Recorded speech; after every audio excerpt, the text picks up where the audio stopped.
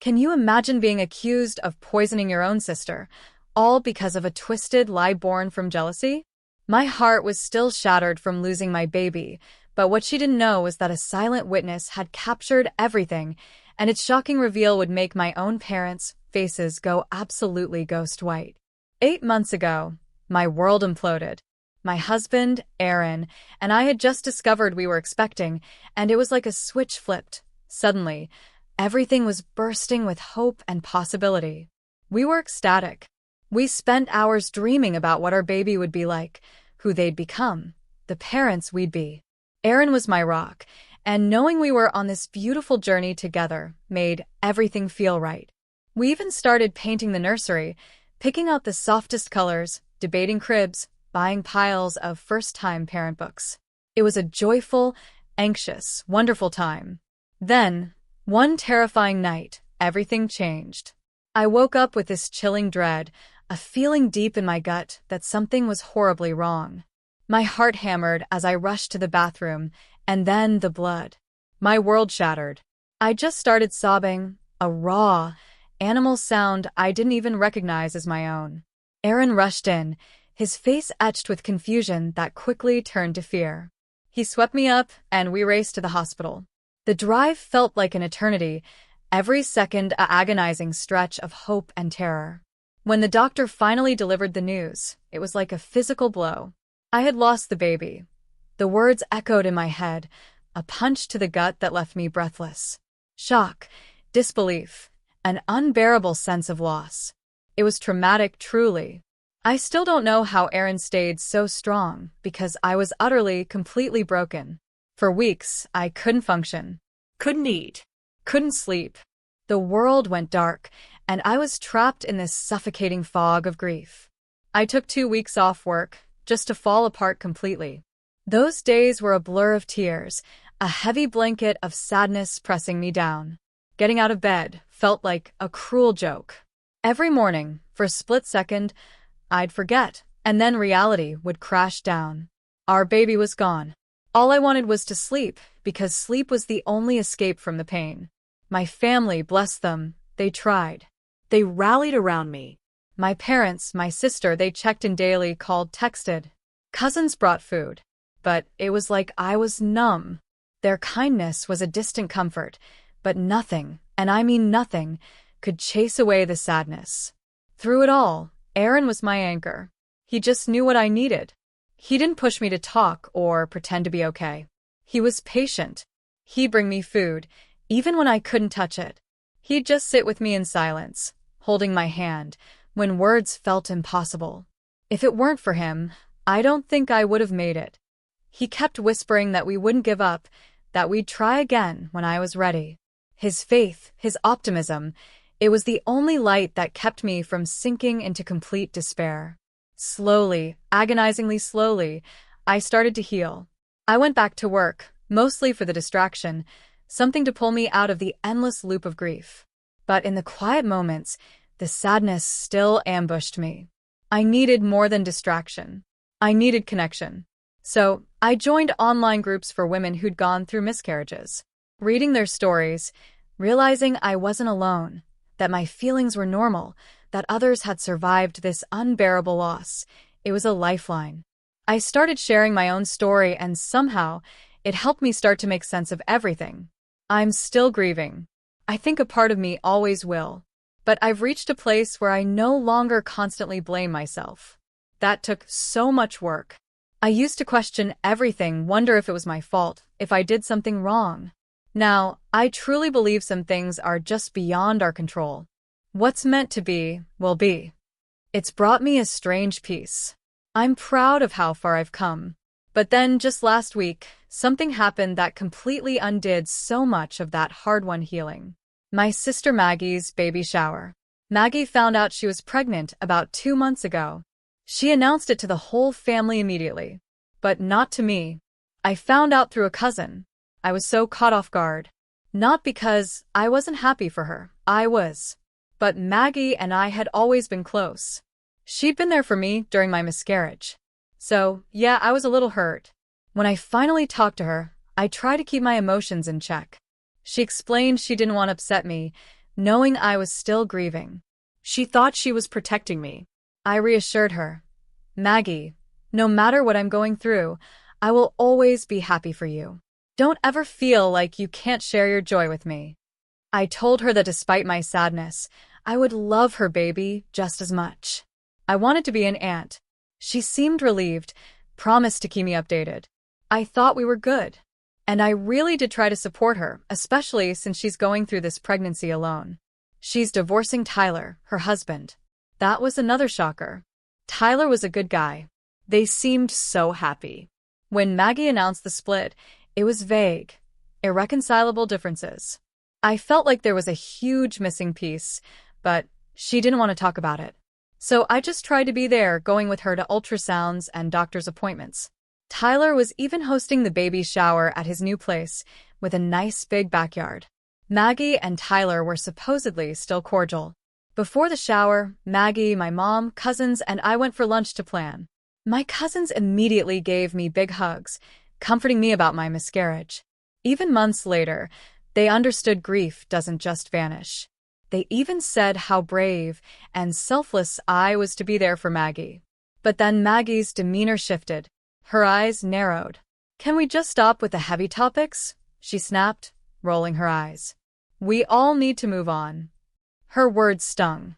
I didn't like talking about it either, but her reaction felt cold. I figured she was stressed. Later, dropping her off, she actually joked that I was always stealing her spotlight since my miscarriage. She asked, half seriously, if I planned to do the same at her shower. I was floored. "What do you mean, stealing your spotlight?" I asked. She said people were more concerned about me, not her, and she felt brushed aside. She didn't want that on her day. I immediately felt terrible. I apologized, promised her I'd make sure it didn't happen. I didn't want to overshadow her ever. She just shook her head in disdain, and the conversation ended awkwardly. The baby shower was 3 days ago. I did everything I could to keep the focus on Maggie. This was her day. But still, throughout the event, people came up, hugged me, gave me sympathetic pats. I know they meant well. But with every gesture, I could feel Maggie's eyes on me. That growing irritation. I just wanted to disappear. I even saw Tyler. He seemed genuinely happy to see me, apologized for not being there for me after everything. He looked different. Thinner. A hint of sadness in his eyes. He was struggling too. Aaron, my husband, was there, grilling and chatting with the other guys. Then came the gifts. Everyone had such thoughtful presents. My cousin crocheted a blanket. My dad got a rocker. My mom, a fancy stroller. For my gift, I'd brought some parenting books and a baby shawl. This wasn't just any shawl. It was the first thing I bought when I found out I was pregnant. I saw it in Istanbul, a beautiful, delicate weave. I pictured my baby wrapped in it. After the miscarriage, it became bittersweet, tied to my happiest memories and my deepest heartbreak. I couldn't throw it away. I wanted it to have a purpose, a new life. I thought giving it to Maggie, for her baby, would bring both of us some peace. It was filled with love, with hope. But when Maggie opened it, she froze. Her face twisted from surprise to pure anger. She stared at it like it was tainted. "Why did you bring this?" she spat out. I was confused, stammered, tried to explain how special it was. Everyone else was admiring its beauty, but Maggie didn't care. Her face grew redder. Then, to my horror, she started accusing me of trying to curse her baby with my gift. "What are you talking about?" I asked, my voice barely a whisper. Before she could answer, my own mother piped up, saying it was inappropriate to give Maggie something meant for my dead baby. That it wasn't right to pass something linked to loss to a new life. My heart shattered all over again. I never meant to offend. I genuinely thought it was a gesture of love. I quietly took the shawl back, apologizing, trying desperately to keep my composure. But Maggie wasn't done. She doubled down. "Just because you lost your baby doesn't mean you can give those things to mine as hand-me-downs," she sneered. "My baby deserves better than that." Her words were like daggers. I was on the verge of tears, humiliated. That's when Aaron stepped in. Calm but firm. He looked Maggie dead in the eye. He told her my intentions were never to hurt her, that I was simply trying to find healing and show my love. He pointed out that if she didn't like the gift, she could have talked to me privately, not insult me in front of everyone. There was no excuse for her public humiliation. Maggie was stunned. The tension was thick. My cousin, bless her, chimed in, urging Maggie to drop it. I offered to order something new, anything, but Maggie just scoffed. Her anger felt so disproportionate. I felt sick, overwhelmed by guilt and confusion. Thankfully, the focus shifted when my mom opened another gift. But I couldn't shake the heaviness. Later, as everyone was getting food, I decided to try again. I went to the kitchen, made a plate of her favorite mashed potatoes and chicken, just how she liked it. "I'm really sorry, Maggie," I said, offering her the plate, hoping she could see my sincerity.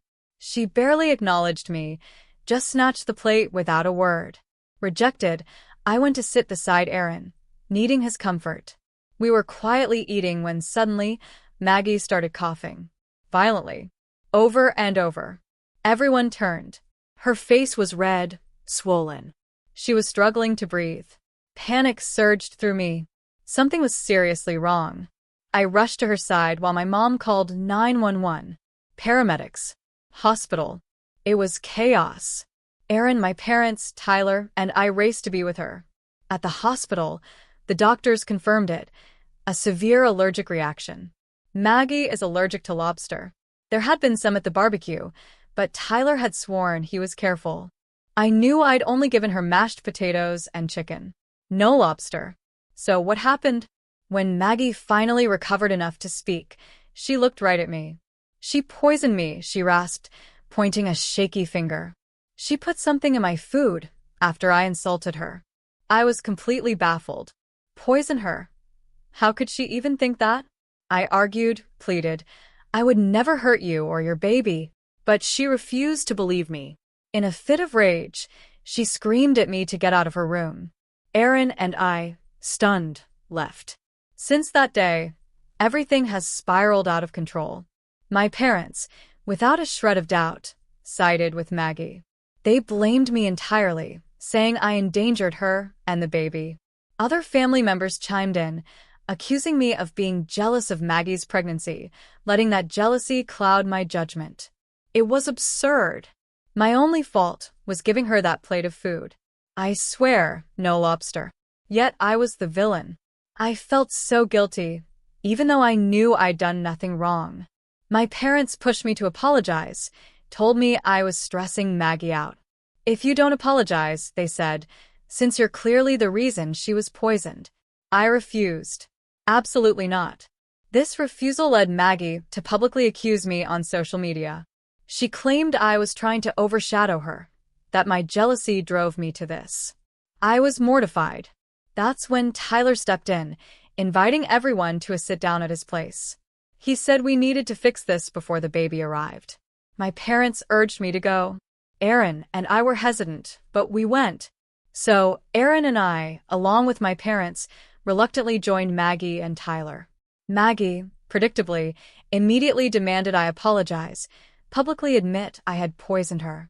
I scoffed, ready to deny it again, when Tyler stood up. "Actually," he said, "I have something to show all of you." It turned out Tyler had security cameras everywhere. He pulled up the footage from the baby shower. And what we saw, it was unbelievable. The video showed me giving Maggie her plate of food, just as I described. No lobster. She was eating, chatting. But then she started looking around, asking for sauce. My cousin, who was eating lobster, offered Maggie some sauce from her plate.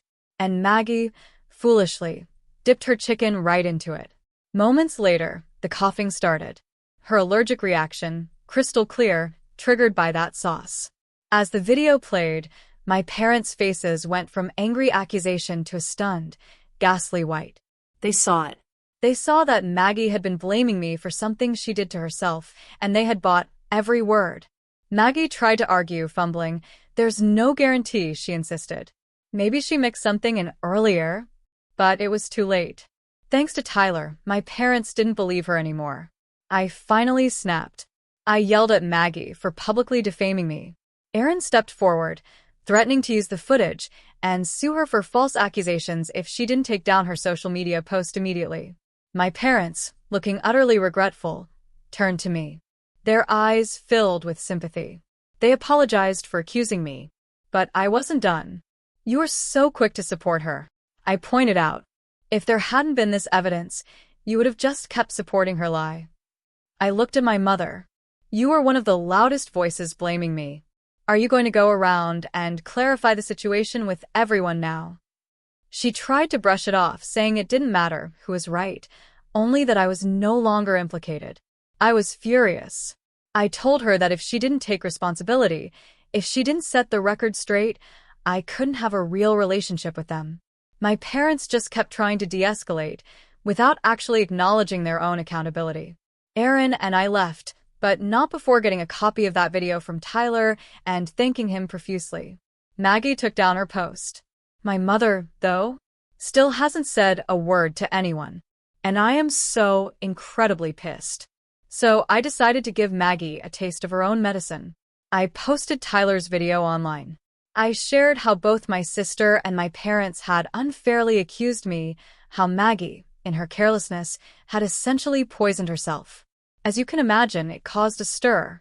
Family members who'd sided with Maggie called me, apologizing. Some are even mocking her now, furious that she endangered herself and then blamed me without proof. I plan to take the video down soon. The damage, as they say, is done. My parents have called me repeatedly, but I've been ignoring them. Aaron and I have decided low contact until they recognize their mistakes. Truly, what would you have done in my place? Have you ever had to expose someone close to you to get justice? Tell me what you think in the comments below. I really want to know.